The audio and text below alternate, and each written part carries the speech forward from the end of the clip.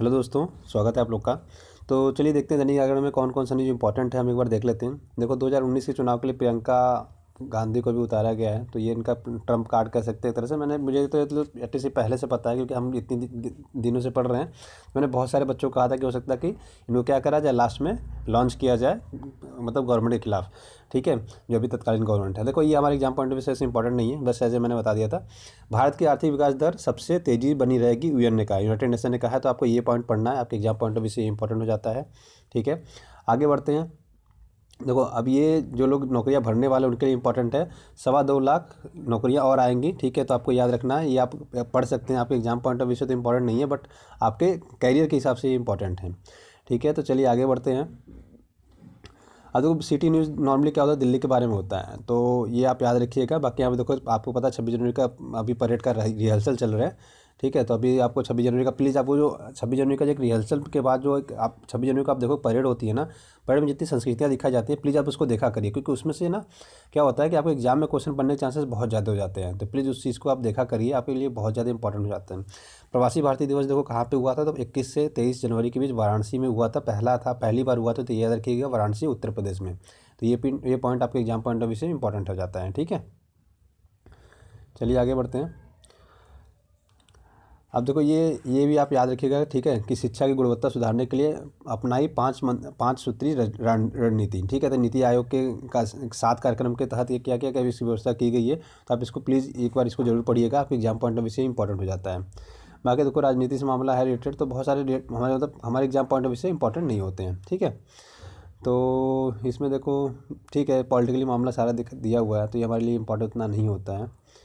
तो देखिए आपको वो चीज़ करना है दोस्तों, कि आपको एक अपने उससे बचते रहना है। ठीक है, कि मतलब ऐसा नहीं कि उसमें फंसते जाएं आप, कि मतलब मसाला न्यूज़ देखो होता क्या कि राजनीतिक मामले ना बड़ा इंटरेस्टिंग होते हैं, बट वो हमारे एग्जाम में नहीं आने वाला। तो प्लीज़ आपसे रिक्वेस्ट है कि उन चीज़ों से क्या करिए, आप बिल्कुल ही बच के रहा करिए। ठीक है, अब देखो साफ फैजल का, या आप साफ फैजल अलग से दल बनाने का संकेत दिए कि अलग से हम अपना पार्टी बनाएंगे।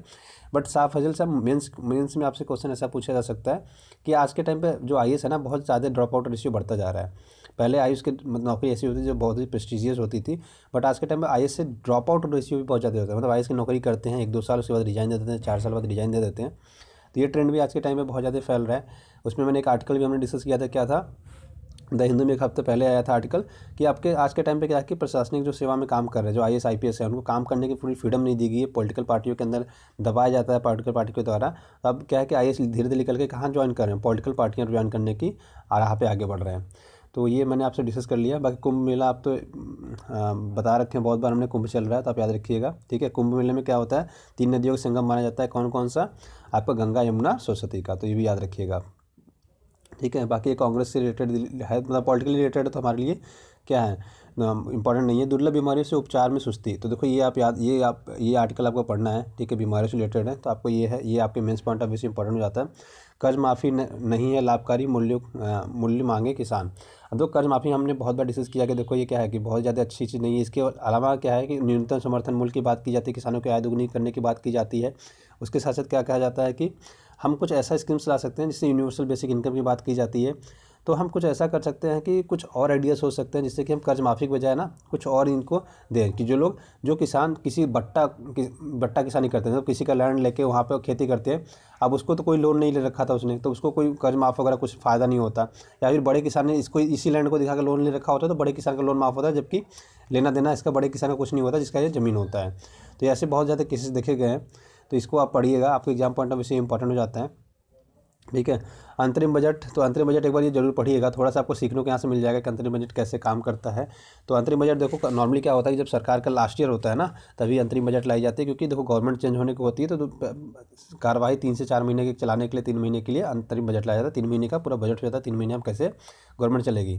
ठीक है, देखो मार्च में आपको पता है कि फाइनेंशियल ईयर खत्म होता है, तो अप्रैल मई और जून, इन 3 महीनों के लिए क्या किया जाता है, अंतरिम बजट लाया जाता है। उसके बाद गवर्नमेंट मई में चुन ली जाती है, तो जून में वो लोग अपना बजट लाते हैं। ठीक है, तो इसके लिए इसके पहले 3 महीने खर्चे चलाने के लिए अंतरिम बजट लाई जाती है, तो आप ये पॉइंट्स भी याद रखिएगा। ठीक है, शहरीकरण देगा आर्थिक विकास को गति, तो ये अमिताभ कांत जी ने कहा है। आपको पता है नीति आयोग के कौन है, ये सीईओ है, तो आपको ये आर्टिकल्स पढ़ना है। चलिए आगे बढ़ते हैं। जम गया नियाग्रा फॉल, तो नियाग्रा फॉल कहाँ है आपको ये देखना है। ठीक है, आपके एग्जाम पॉइंट ऑफ व्यू से इंपॉर्टेंट हो जाता है। तो नियाग्रा फॉल आपको देखना है कि कहाँ पे है, आपका ये काम है, आपको प्लीज़ देख के इसको कमेंट करिएगा कि नियाग्रा फॉल कहाँ है। ये आपके एग्जाम में बहुत बार पूछे जाते हैं, मतलब पीसीएस वगैरह में बहुत ज़्यादा चांस हो जाते हैं कि आप पूछे जाने किसके। ठीक है, चलिए आगे बढ़ते हैं। तो न्यूजीलैंड से हम जीत गए कल क्रिकेट, तो बाकी हमारे लिए इंपॉर्टेंट नहीं है। अभी आपका ऑस्ट्रेलिया ओपन चल रहा है, तो आपके एग्जाम पॉइंट ऑफ व्यू से वो इंपॉर्टेंट है। ठीक है, बाकी मतलब यूपीएससी में पूछे जाने कम है, बट बाकी एग्जाम में पूछे जाने के चांसेस बहुत ज़्यादा हैं। ठीक है, तो आगे बढ़ते हैं।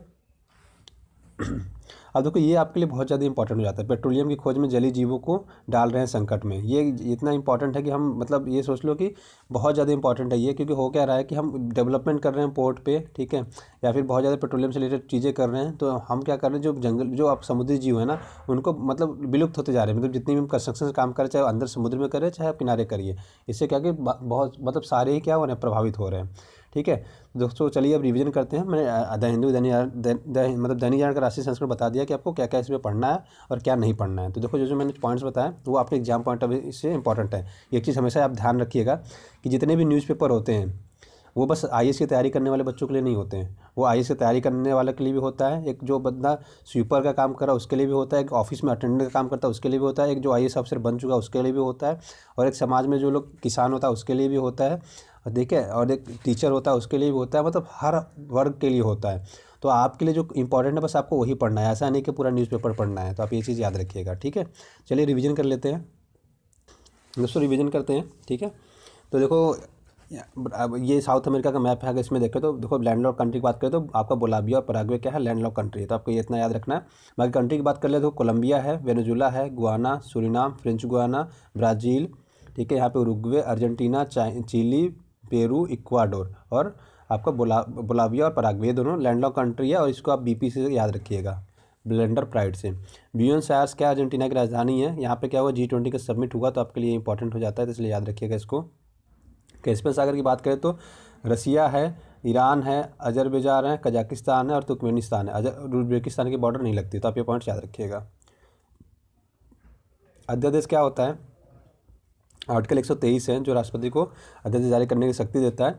इसकी मान्यता होती है नॉर्मली 6 महीने की होती है, और 6 हफ्ते के अंदर संसद चालू होने के बाद इसको क्या करा जाता है, मतलब इसको मतलब बिल प्रस्तुत करके इसको क्या करा कानून बनाने का प्रावधान दिया गया है। तो आप इतना बस याद रखिएगा कि राष्ट्रपति को आर्टिकल 123 राष्ट्रपति को अध्यादेश जारी करने की शक्ति देता है, प्लस इसकी मैक्सिमम जब संसद सत्र नहीं चल रहा होता तब इसको लाया जाता है। इसकी मैक्सिमम अवधि 6 महीने तक होती है। इसको हम आगे बढ़ा सकते हैं, लेकिन इसमें थोड़ा सा आपको चेंज करना पड़ेगा, इतनी कंडीशन होती है इसको। बाकी सबने आज्ञा आंदोलन की बात करी तो देखो ये आपका 6 अप्रैल 1930 को स्टार्ट हुआ था, तो आप ये याद रखिएगा, लाहौर अधिवेशन के बाद। इसके मुख्य पॉइंट्स मैंने यहाँ पे लिख रखे हैं। बाकी बात करते हैं गल्फ ऑफ मन्नार, पाकवे, तो इंडिया और श्रीलंका के बीच में है, राष्ट्रपति मैत्रीपाल सिरिसेन है, प्रधानमंत्री रानिल विक्रमसिंघे है। आगे बढ़ते हैं तो देखो आज हमने यहाँ पे कुवैत देखा था, कुवैत इराक और सऊदी अरब से बॉर्डर लगता है, तो याद रखिएगा फारसी खाड़ी यहाँ पे है। ठीक है, तो आप ये पॉइंट्स याद रखिए। बाकी कर्क रेखा से कौन कौन से इसमें आप देखोगे देश गुजरते हैं यहाँ पे, तो देखो सऊदी अरब गुजरता है, आपका यूएई गुजरता है, और आपका यमन गुजरता है, तो आप यह भी याद रखिएगा, ओमान। बाकी यहाँ पे देखो हमने देखा था कि गल्फ ऑफ मैक्सिको, युकटान चैनल, युकटान प्रायद्वीप, यहाँ क्यूबा है, यहाँ पे गल्फ ऑफ कैलिफोर्निया है, ठीक है, ये फ्लोरिडा प्रायद्वीप है मैंने बताया था, और ये ग्रेट लेक्स यहाँ पे मैंने दिखा रखा है, तो इसकी सीमा मिशिगन लेक है, इसकी सीमा यूएसए से कनाडा से नहीं लगती, तो आप क्या करना है, superior, Michigan, Huron, eerie, Ontario, तो इतने पॉइंट्स आप याद रखिएगा। ब्लैक सी की बात करें तो टर्की, जॉर्जिया, रसिया, यूक्रेन, रोमानिया, बुल्गारिया, ठीक है, तो इतने पॉइंट्स याद रखिएगा। उसके बाद टर्की, ब्लैक सी की बात करें तो उधर टर्की है, इसकी बॉर्डर लगती है, ठीक है, उसके साथ साथ आपका जॉर्जिया लगता है, रसिया लगता है, यूक्रेन लगता है, रोमानिया लगता है, और आपका बुल्गारिया लगता है, तो ये पॉइंट आप याद रखिएगा।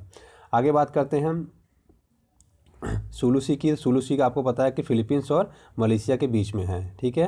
देखो बहुत सारे बच्चे कहते हैं कि सर थोड़ा आराम से पढ़ाई करिए। दोस्तों ये रिवीजन हम करते हैं, जो रेगुलर हमसे जुड़े हुए हैं, ठीक है, वो बहुत दिनों से क्या कर रहे होंगे, इसको देख रहे होंगे, तो उनको बार बार याद कराने के लिए मैं इनको रिवीजन करा रहा हूँ। जो लोग नए जुड़ रहे हैं प्लीज़ आप जुड़े रहिए, क्योंकि ये लगातार चलता रहेगा, तो आपको एक हफ्ते बाद खुद ही याद हो जाएगा, तो आपको लगेगा नहीं कि हम क्या कर रहे हैं, थोड़ा फास्ट कर रहे हैं। सुलूसी की बात करें देखो फिलीपींस और आपको इंडोनेशिया के बीच में है। फिर यहाँ पे मैंने बताया था कि क्या है, सुंडा स्टेट है, स्टेट ऑफ मलक्का यहाँ पे है, जावा सी यहाँ पे है, इसके बाद इंडियन ओशन इधर है, ये सारे मैंने बता रखे हैं। तभी हम आगे मैप में देखते हैं। देखो यहाँ पे आपका सुंडा स्टेट जो इधर जावा सी इधर इंडियन ओशन है। आप सुमात्रा द्वीप को जावा द्वीप से अलग करता है सुंडा स्टेट, और जावा सी को इंडियन ओशन से जोड़ता है, तो आप ये याद रखिएगा। स्टेट ऑफ मलक्का आप याद रखिएगा, मलेशिया और आपका सुमात्रा के बीच में, ये यहाँ पे स्टेट ऑफ मलक्का।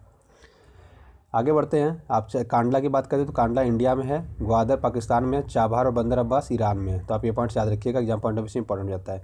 मैंने ये मैप देख लिया दोस्तों। अफगानिस्तान की बात करते हैं, देखो अफगानिस्तान टूट से मैंने बताया था तुर्कमेनिस्तान, उज्बेकिस्तान और तजाकिस्तान, ईरान, पाकिस्तान, इंडिया और चाइना, इन 4 देशों से क्या करता है अफगानिस्तान का बॉर्डर लगता है। तो चलिए आगे बढ़ते हैं। ये ग्रीनलैंड की बात की थी हमने, तो देखो ये डेनमार्क है, डेनमार्क की कैपिटल टेरिटरी है ये आपका ग्रीनलैंड जिसको हमने आज डिस्कस भी किया था। उसके बाद बात करते हैं, देखो बाल्टिक सागर से इसकी बॉर्डर लगती है, इधर आपका स्वीडन हो जाता है, इधर जर्मनी हो जाता है। आगे बढ़ते हैं, स्वाजीलैंड की बात करें तो स्वाजीलैंड की राजधानी मबाबाने है, जिसके जो पड़ोसी देश है मोजाम्बिक और साउथ अफ्रीका है। अब देखो फ्लेमिंगो महोत्सव की बात करें तो फ्लेमिंगो महोत्सव कहाँ मनाया जाता है, तो आप याद रखिएगा ये कहाँ पे है, पुलिकट झील के पास मनाया जाता है, सुल्लूरपेट के। तो आप ये पॉइंट याद रखिएगा, आपके एग्जाम पॉइंट ऑफ व्यू से इंपॉर्टेंट आता है। यहाँ पे एक नीलापट्टू पक्षी अभ्यारण्य है, तो आपको याद रखना है, ठीक है, ये आपके एग्जाम पॉइंट ऑफ व्यू से इंपॉर्टेंट जाता है। प्लस पुलिकट लेक की बात करें तो ये पुलिकट लेक दोस्तों आंध्र प्रदेश और तमिलनाडु की बॉर्डर पे है, ठीक है। फ्लेमिंगो फेस्टिवल जो मनाया जाता है वो मेनली क्या है आंध्र प्रदेश में मनाया जाता है, ठीक है। तो ये भी पॉइंट्स आप याद रखिएगा। पुलिकट झील के बारे में मैंने बता दिया। यहाँ पे देखो हर साल लगभग 90,000 के आसपास क्या आते हैं, पक्षी आते हैं, ठीक है। तो इसलिए आपके लिए इंपॉर्टेंट हो जाता है। अगर इसकी देखें तो देखो ये लोकेशन भारत का, अगर मैप देखो नीचे का ऐसे, तो ये वाला लोकेशन है आंध्र प्रदेश का और यहाँ पे बॉर्डर लगता है, ये है तमिलनाडु। तो यहाँ थोड़ा सा बॉर्डर यहाँ पे तमिलनाडु से लगता है यहाँ पे, और ये पूरा आंध्र प्रदेश के अंदर आता है नॉर्मली। पाइका विद्रोह की बात करें, देखो पाइका विद्रोह 1817 में स्टार्ट हुआ था ब्रिटिश इंडिया कंपनी के खिलाफ, एक सशस्त्र विद्रोह था ये, और बख्शी जगबंधु के नेतृत्व में 1817 में इसको चालू किया गया था। तो आप ये पॉइंट्स याद रखिएगा। हिस्ट्री की बात करें, देखो इसमें गुरु नानक देव जी ने लंगर प्रथा को, सिख धर्म की बात करें तो सिख धर्म में गुरु नानक देव जी ने प्रथम गुरु भी थे और इन्होंने सिख धर्म की स्थापना भी की थी और लंगर प्रथा भी स्टार्ट किया था इन्होंने। उसके बाद गुरु अर्जुन देव ने स्वर्ण मंदिर की नींव रखी थी, गुरु ग्रंथ साहिब का संकलन किया था, गुरु हरगोबिंद से अकाल तख्त की स्थापना की थी, उसके बाद आपका गुरु तेज बहादुर सिंह का सर कटवा दिया था औरंगजेब ने, गुरु गोविंद सिंह ने खालसा पंथ की स्थापना की थी और ये अंतिम गुरु भी थे। तो आपके पॉइंट्स याद रखिएगा। इकोनॉमिक्स की बात करें, देखो आरबीआई का फॉर्मेशन जो बना था 1 अप्रैल 1935 को बना था आरबीआई एक्ट 1934 के तहत। कोलकाता पहले हेडक्वार्टर था, 1937 में इसका हेडक्वार्टर चेंज करके मुंबई कर दिया गया था। जो इसका हेड होता है गवर्नर होता है, उसकी नीतियों का वही निर्धारण करता है। 1949 में इसका राष्ट्रीयकरण कर दिया गया था। उसके बाद क्या हुआ, भारत सरकार का पूर्ण स्वामित्व इस पर हो गया था। पॉलिटी की बात करें, देखो आर्टिकल 123 राष्ट्रपति को आदेश जारी करने की शक्ति देता है। संसद के 3 सत्र होते हैं, बजट सत्र, मानसून सत्र, शीतकालीन सत्र। अभी कौन सा आएगा, बजट सत्र आएगा। नागालैंड की फॉर्मेशन की बात करें तो 1 अप्रैल 1963 को हुआ था, हॉर्नबिल फेस्टिवल के रूप में इसको हम सेलिब्रेट करते हैं। आप ये दोनों याद नहीं रखना, PSLV GSLV मार्क 3, इसको बाहुबली के नाम से जानते हैं। इसके 4000 के आसपास पेलोड ले जाने की क्षमता होती है। इसको हम F11 के नाम से जानते हैं। इसको 2250 तक पेलोड ले जा सकता है और ये 1750 तक। तो आप याद रखिएगा, आपके एग्जाम पॉइंट से इतना इंपॉर्टेंट हो जाता है। अग्नि के 2 वेरिएंट आपको याद रखना है, अग्नि 4, अग्नि 5। अग्नि 5 क्या है, इंटरकॉन्टिनेंटल बैलिस्टिक मिसाइल है, अंतर महाद्वीपीय। बैलिस्टिक का मतलब बताया था कि सरफेस से जो सरफेस पे मार करे, ठीक है। आगे बढ़ते हैं। यूनेस्को की बात करें तो देखो इसका हेडक्वार्टर यहाँ पे पेरिस फ्रांस में है और इसका जो गठन किया गया था दोस्तों 16 नवंबर 1945 को किया गया था। शिक्षा, संस्कृति, अंतर्राष्ट्रीय सहयोग, शांति को बढ़ावा देने के क्षेत्र में ये लोग काम करते हैं। ब्रिक्स की बात करें तो शुरू में इसका नाम ब्रिक हुआ करता था। साउथ अफ्रीका 2010 में ऐड होता है और जो 10वां समिट हुआ जोहान्सबर्ग साउथ अफ्रीका में हुआ, इसका एक बैंक है न्यू डेवलपमेंट बैंक। तो आप ये पॉइंट्स याद रखिएगा। बाकी ये एक्सरसाइज आर्मी याद रखिएगा। राष्ट्रीय उद्यानों की बात करें तो कान्हा राष्ट्रीय उद्यान, बांधवगढ़, पेंच और कोनो पालमपुर कहाँ पे है, मध्य प्रदेश में। उत्तराखंड की बात करें तो Corbett, Rajaji, Jim Corbett Uttarakhand में है। उत्तर प्रदेश की बात करें तो दुधवा नेशनल पार्क, पश्चिम बंगाल की बात करें जल्दापाड़ा, गुजरात की बात करें गिर जंगल उद्यान और बिहार की बात करें तो संजय गांधी जैविक उद्यान और आपके साथ साथ वाल्मीकि जो आपका उद्यान है वो भी कहाँ पे है, बिहार में ही है। तो आपको ये भी याद रखना है। उसके बाद इंपॉर्टेंट डे की बात करें तो देखो इंटरनेशनल योगा डे मनाते हैं 21 जून को। 23 सितंबर को हम प्रधानमंत्री जन आरोग्य योजना के नाम से जानते हैं इसको। उसके बाद बोगीबिल की बात करें देखो ये आपका असम में है, 4.9 किलोमीटर है और इसे एक दूसरा सबसे लंबा रेल सड़क परियोजना है। तो ये भी याद रखिएगा। NRC कराने वाला सबसे पहला राज्य असम बना। राफेल फ्रांस से ले रहे हैं, S-400 रसिया से ले रहे हैं। पेरियार टाइगर रिजर्व कहाँ पे, केरल में है। सबरीवाला मंदिर कहाँ पे, केरल में है। एप्पा हनुमान मंदिर है, त्रावणकोर देवास्वम बोर्ड इसको देखता है। बीएसएनएल की ब्रांड इन्वेस्टर कौन है, मैरी कॉम है। पंजाब में शाहपुर कंडी डैम बन रहा है, रावी नदी पे याद रखना है। ड्रोन के 5 वेरिएंट है, nano, micro, small, medium, large, ठीक है। आगे बढ़ते हैं। गवर्नमेंट स्कीम की बात करें तो देखो आयुष्मान भारत मैंने बहुत बार बता रखा है, तो आज इसको हम छोड़ते हैं। बहुत बार मैंने इसको रिवीजन किया है, तो दोस्तों आशा करते हैं कि आपको, या फिर रिवीजन कर ही लेते हैं। चलिए तो देखो आयुष्मान भारत की बात करें तो 10 करोड़ परिवारों को लाभ मिलेगा इसमें। 50 करोड़ लोगों को, क्योंकि एक परिवार में माना जाता है कि 5 लोग होते हैं। दुनिया की सबसे बड़ी हेल्थ स्कीम है और प्राइवेट सरकारी दोनों हॉस्पिटल में इलाज करा सकते हो और आप यहाँ पे 5 लाख रुपए तक आपको बीमा कवरेज मिलेगा। प्रधानमंत्री ग्रामीण आवास योजना की बात करें तो 2022 तक सबको घर प्रोवाइड कराना है, ठीक है। और देखो ये प्रधानमंत्री जन आरोग्य योजना को कई नाम से जानते हैं, Modi care, Ayushman Bharat, national health protection scheme, ठीक है। तो आशा करता हूँ दोस्तों आपको वीडियो पसंद आ रहा होगा। तो अपने दोस्तों अगर वीडियो पसंद आया तो अपने दोस्तों का लाइक शेयर सब्सक्राइब जरूर करिएगा, ठीक है। वीडियो कैसा लगा वो जो कमेंट करके जरूर बताइएगा, ठीक है। तो बस वीडियो को दोस्तों आज यहीं पे रखते हैं। वीडियो देखने के लिए बहुत बहुत धन्यवाद, आपका दिन शुभ हो। Thank you so much, have a great day, thank you. और देखो जिनको PDF वगैरह चाहिए ना वो प्लीज़ टेलीग्राम चैनल ज्वाइन कर लीजिए। टेलीग्राम पर आपको सारा सब कुछ मटेरियल प्रोवाइड करा दिया जाएगा, ठीक है। तो आज की वीडियो यही रखते हैं। Thank you.